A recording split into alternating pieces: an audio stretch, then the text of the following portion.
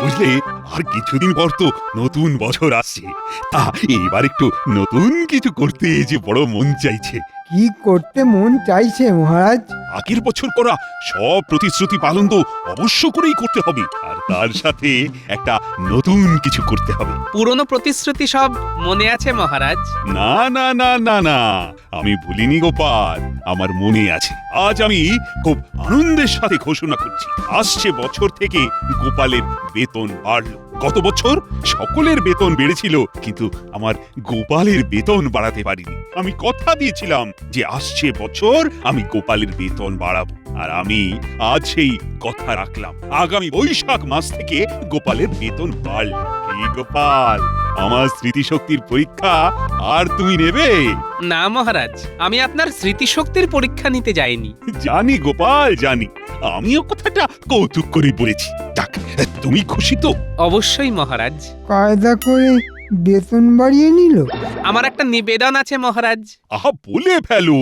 আপনি যদি এই নতুন বছরে মুর্শিদাবাদের নবাব বাহাদুরকে আমাদের নববর্ষের বৈঠকে আমন্ত্রণ জানিয়ে সংবর্ধনা দেন, তাহলে নবাব খুশি হবেন মহারাজ। নবাব খুশি মানে কৃষ্ণনগর সুরক্ষিত। বাহ বাহ বাহ বাহ, এটা কিন্তু গোপাল দারুণ বলেছে। হ্যাঁ, তাহলে ওই কথাই রইল। নববর্ষের দিন আমাদের নবাব বাহাদুরকে সংবর্ধনা দেওয়া হবে। কাল এই সম্বন্ধে আরো বিস্তারিত আলোচনা হবে, কেমন?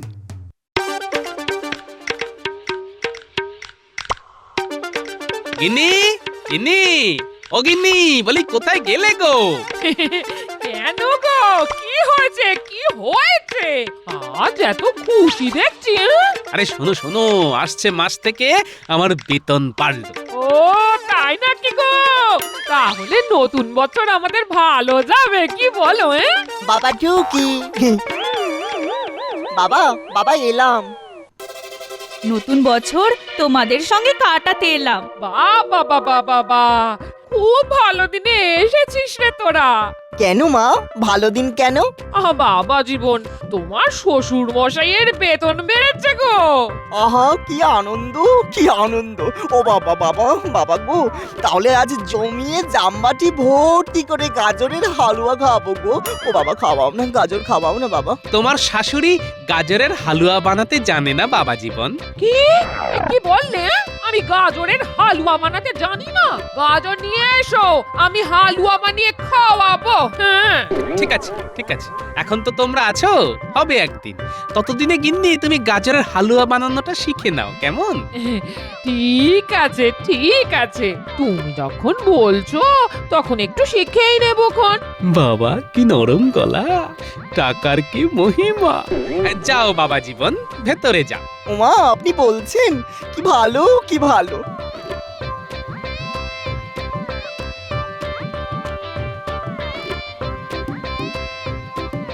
নতুন বছর আসছে তো, তাই মনটাকে একটু ফুরফুরে রাখতে চাইছি। না, এই কদিন আর রাগ করবো না কারোর উপর। ভগবান, এবার একটু উঠে পড়ে লাগো। নবাব বাহাদুর আসতে পারেন, যদি আসেন তবে যেন মহারাজের ওপর ক্ষেপে যান। কি করে? সেটাই তো করতে হবে। মহারাজের কাছ থেকে কৃষ্ণনগরকে ছিনিয়ে নিতে হবে, গোপালকে তাড়াতে হবে। তবে এবার আমি সামনে থাকবো না, পেছন থেকে কলকাঠি নাড়বো। বুঝেছি, আমি ময়দানে আর আপনি মেঘের আড়ালে, তাই তো? ভালোই আছেন, ধরা পড়লে মার খাবো আমি, তাই তো? না না, ব্যাপারটা তা নয়। আমি সবটাতে থাকলে কাজটা খুব কঠিন হয়ে পড়বে। আমি বাইরে থেকে তোমাকে সাহায্য করব, বুঝেছো? এবারে বুঝলাম। এই ঠিক আছে ঠিক আছে, কিন্তু আমি কি পাবো? আমার রাজা হবার ইচ্ছে বহুদিনে। নবাব বাহাদুরের কাছে আর্জি জানাবো আমাকে রাজা করবা, আর তোমাকে আমার মন্ত্রী। কি খুশি তো? সব ঝুঁকি তো আমার। ধরা পড়লে আমাকে রাজার সেপাই মেরে পাট পাট করে গুঁড়ো গুঁড়ো করে হাওয়ায় উড়িয়ে দেবে। হ্যাঁ, কিন্তু আমার ঝক্কিটাও কম নয়। ভেতর থেকে যুদ্ধ, মানে বোঝো ভগবান? ঠিক আছে মন্ত্রীমশাই, আমি আপনার সাথে আছি। ওই গোপালকে তাড়াতে আমাদের একজোট হতেই হবে। হ্যাঁ, হতেই হবে। আমি কাল ঠিক এই সময়ে তোমার কাছে আসবো, কি খবর হচ্ছে সব জানাবো। ঠিক আছে, আমি ঠিক এই সময় এখানে আসবো, কেমন?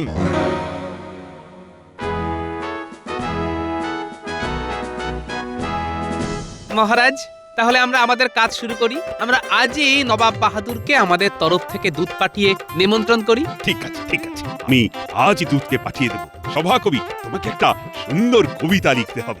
এমন কবিতা লিখবে যাতে নবাব বাহাদুর খুশিতে একেবারে পাগল হয়ে যায়। হওয়াচ্ছি পাগল, এমন পাগল করে দেব যাতে করে পাগলা হয়ে সারা জীবন পাগলখানায় থাকতে হবে। মন্ত্রী, বলুন মহারাজ।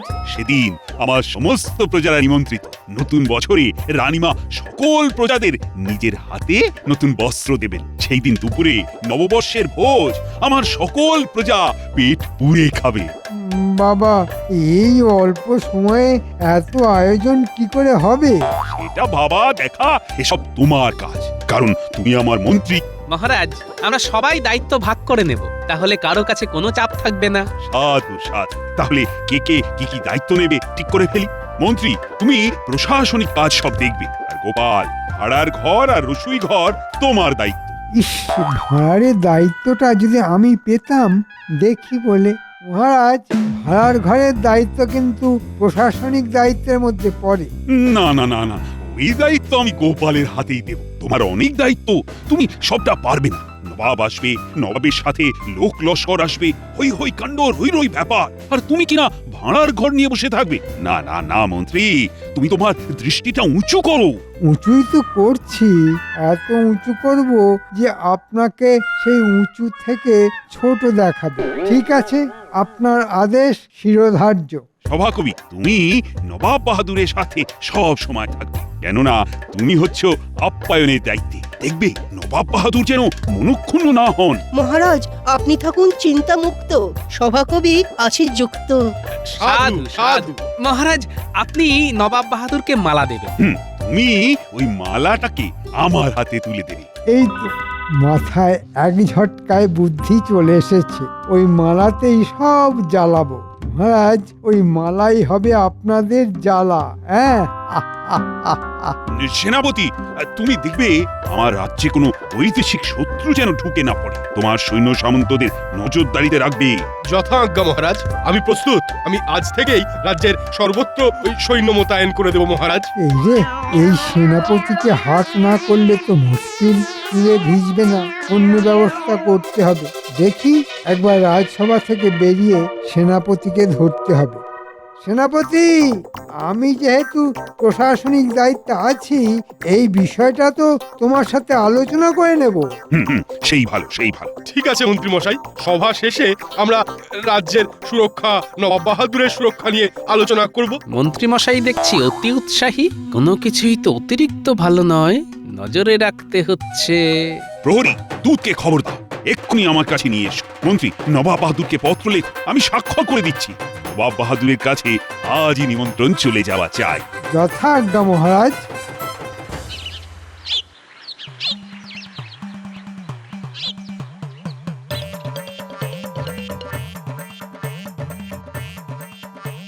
মা, মা গো, ও মা, মা, আমি এক বস্তা গাজর এনেছি হালুয়ার জন্য। খুব ভালো করেছো বাবা, খুব ভালো করেছো। চিনি তো লাগবে বাবা। সে ব্যবস্থা হয়ে গেছে, যে খায় চিনি যোগান চিন্তামণি। চিনি কোথায় গো? দেখতে তো পাচ্ছি না। আসছে মুটের মাথায় চেপে। মা, আজকে রাতে গাজরের হালুয়া বানাবে তো? বানাবো বানাবো, বাবা জীবন খেতে চেয়েছে বলে কথা, বানাবো না। বাবু, চিনির বস্তা কোথায় রাখবো? আরে, এক বস্তা চিনি কি হবে? গাজরের হালুয়া হবে। হ্যাঁ, আর তো 4 দিন পরে নতুন বছর পড়বে বাবা, একটু মিষ্টিমুখ না করলে চলে? আপনার তো বেতন বেড়েছে বাবা, একটু আনন্দ করব না? বাবু, কোথায় রাখবো? না না, বছরের শেষ দিনে আর মেজাজ গরম করব না। মাথায় 22 মণ বরফ চাপি রাখবো।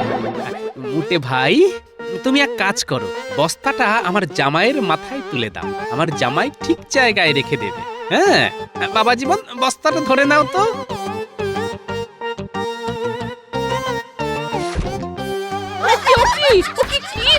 গেলে গো, বাবা জীবন তো টলছে গো। না না মা, ঠিক আছে ঠিক আছে ঠিক আছে। বাহ বাহ, খুব ভালো খুব ভালো। শোনো গিন্নি, আমি একটু আসছি। হ্যাঁ, কাজ আছে। তুমি রসিয়ে হালুয়া বানাও, আমি এসে খাবো। কানা মাছি ভো ভো যাকে পাবি তাকে ছো, কানা মাছি ভো ভো যাকে পাবি তাকে ছো, কানা মাছি ভো ভো যাকে পাবি তাকে ছো।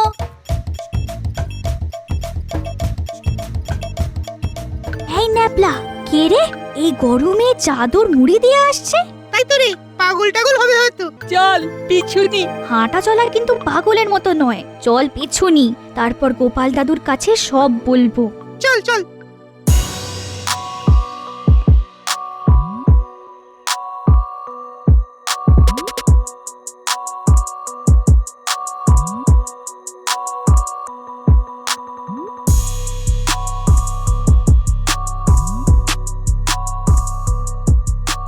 আলো না পড়লে বের হবো কি করে? এই গরমে চাদর মুড়ি দিয়ে আসতে ভালো লাগে?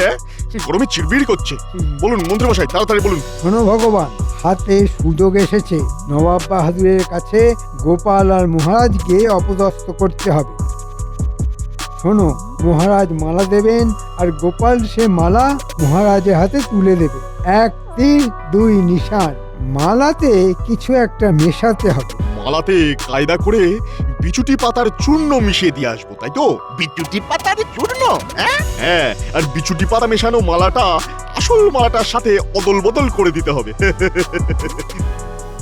ব্যাস, নবাব বাহাদুর বিচুটির ডালায় একবারে জ্বলবে আর লুচির মতো ফুলবে। আর রাজ সিংহাসনটা আমার কাছে আসবে।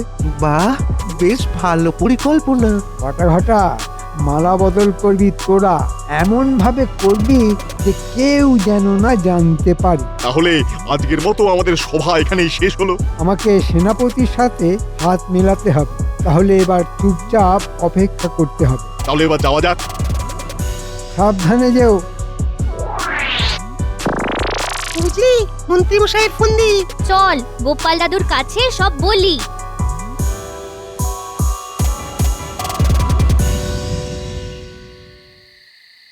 গিন্নি, ভালোই হয়েছে। মা, সত্যি কি ভালোই যে হয়েছে, কি বলবো আপনাকে মা। দারুণ দারুণ দারুণ হয়েছে। সত্যি এই সব খাওয়া দাওয়া তুমি এলে বলেই হলো, নইলে সেই থোড় বড়ি খাড়া আর খাড়া বড়ি থোড়।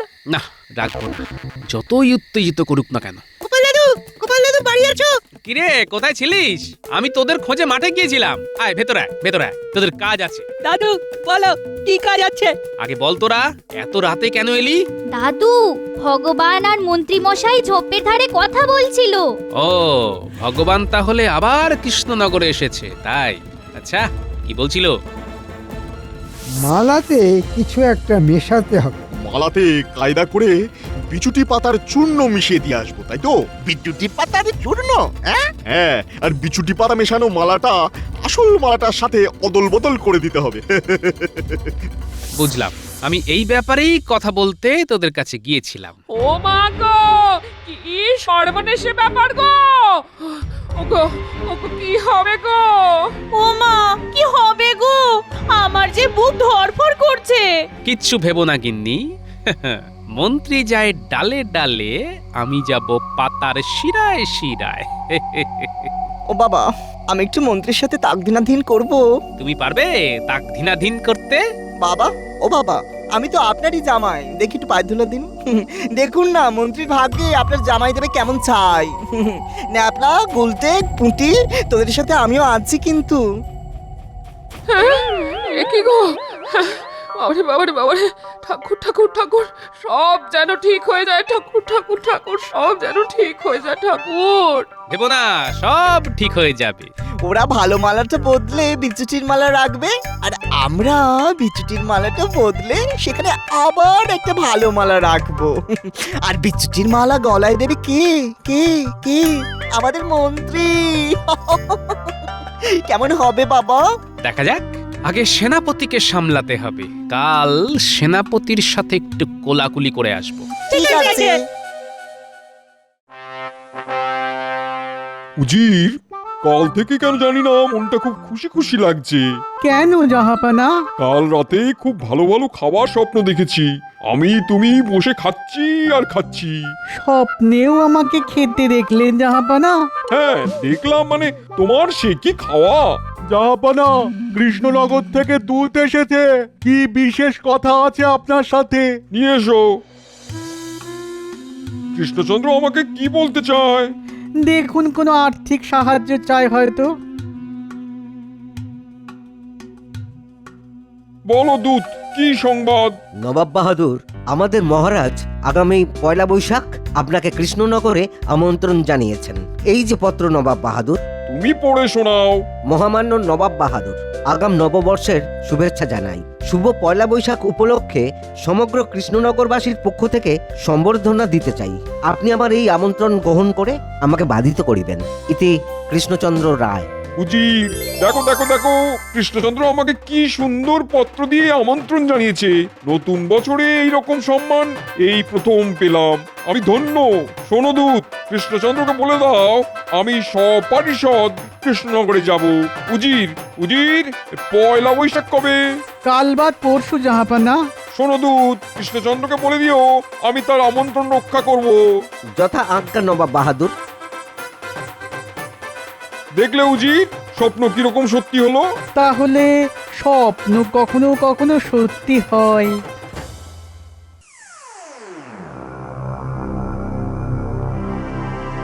বলো বলো দূত, নবাব বাহাদুর কি বললেন? উনি খুব উচ্ছ্বাস প্রকাশ করলেন এবং কাল সকালেই উনি আর উজির আমাদের এখানে নিমন্ত্রণ রক্ষা করবার জন্য আসছেন। বাহ বাহ বাহ, আমরাও প্রস্তুত আছি। কি বলো মন্ত্রী? আগে হ্যাঁ মহারাজ, আমি ছিলাম মালিকে একটা সুন্দর মালা করতে বলে দিয়েছি। বাহ, নামটা শোনা হয়ে গেল। তাহলে এবার ছিদামের কাছে আমাকে যেতে হবে। বাহ বাহ, খুব ভালো। মানে আমরা প্রস্তুত।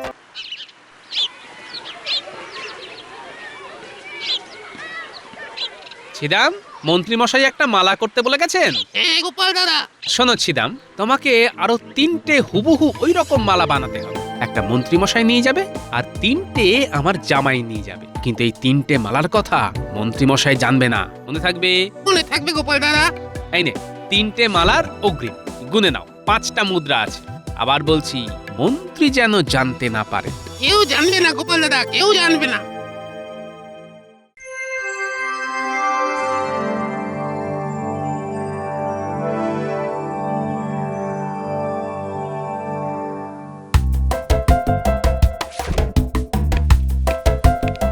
প্রণাম প্রণাম নবাব বাহাদুর। আজ বছরের শেষ দিন। যদি কোনো অপরাধ করে থাকি তো ক্ষমা করে দেবেন। তুমি আমার দিল জিতে নিয়েছো কৃষ্ণচন্দ্র, আমি খুব খুশি হয়েছি। একটু অপেক্ষা করুন নবাব বাহাদুর, এরপর লাঠি নিয়ে দৌড়বেন। স্বাগতম নবাব বাহাদুর, প্রণাম চরণে তব। খুশিতে হাসিতে তব সাথে আনন্দে লুটায় রব। কি আওয়াজ সভাকবি? আসুন আসুন নবাব বাহাদুর, আপনারা বিশ্রাম নিন। চলো চলো কৃষ্ণচন্দ্র, চলো। শুনুন শুনুন শুনুন, কাল নববর্ষ। মহারাজ নবাব বাহাদুরকে সম্বর্ধনা দেবেন। এই উপলক্ষে মহারাজ নগরবাসীকে কাল মধ্যাহ্ন ভোজনের জন্যে আমন্ত্রণ জানাচ্ছেন। শুনুন শুনুন শুনুন।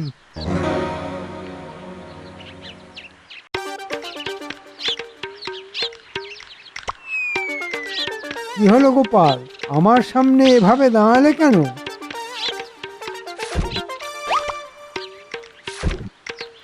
মন্ত্রী মশাই, শুধু নবাব বাহাদুর নয়, উজিরকেও মালা দেওয়া উচিত। সঠিক কথা, সঠিক। গোপাল, তুমি ধন্য। মন্ত্রী মশাই উজিরকে মালা পরাবে। এই রে, এ কি গেল? প্রথমে মন্ত্রী উজিরকে মালা পরাবে। মরেছে, কোন মালাটা বিছুটি মাখা কি করে বুঝবো? যা যা থাকে কপালে। কি ভাবছেন মন্ত্রী মশাই? 3টে মালার মধ্যে কোন মালাটায় বিছুটি পাতা চূর্ণ মাখানো আছে? কি বলছো এসব? বিছুটি পাতা? এই রে গোলমাল, মন্ত্রী ধরা পড়ে গেছে। মানে মানে পালাই বাবা। পালাবে কোথায় ভগবান? কোথাও কোথাও পালাবো না, পালাবো আবার কোথায়? যা পালায় নাকি কেউ? পালাবো না, এখানেই আছি। গোপাল দাদু পালের গোদা আমাদের হাতে। ব্যাপার কি গোপাল? কিছুই তো বুঝতে পারছি না। আমাদের নববর্ষের বৈঠক শেষ হোক, তারপর সব বলবো। না গোপাল, তুমি বলো মন্ত্রী কি বেয়াদবি করেছে? নবাব বাহাদুর, মন্ত্রী মশাই আপনার মালাতে বিছুটি পাতা চূর্ণ লাগিয়ে রেখেছিল যাতে দোষ পড়ে মহারাজের উপর, আর আপনি মহারাজের উপর রেগে গিয়ে মহারাজকে সরিয়ে দেন। সেনাপতিকেও হাত করতে চেয়েছিল, কিন্তু আপনার সেনাপতি রাজভক্ত, সেনাপতি সব কথা আমাকে বলেছে। আর সেনাপতির ইচ্ছেতেই আমার বানর সেনার এক সেনা লুকিয়ে থেকে বিছুটি পাতা চূর্ণ দেওয়া মালা সরিয়ে ফেলে। ওই রে গুলটে, বেরিয়ে আয়। বাবা, এবার বিচুটির মালাটা কিন্তু আমি মন্ত্রীকে পরাবো। ও বাবা, পড়াই না বাবা। না, শাস্তি আমি দেবো। মন্ত্রী, তোমাকে আমি বন্দি করব। তুমি আমার ক্ষতি করতে চেয়েছিলে। ছি! আমার ভুল হয়ে গেছে, ক্ষমা করুন। আমি নাকে কানে খত দিচ্ছি, ক্ষমা করুন আমাকে বাঁচান মহারাজ, আমাকে বাঁচান।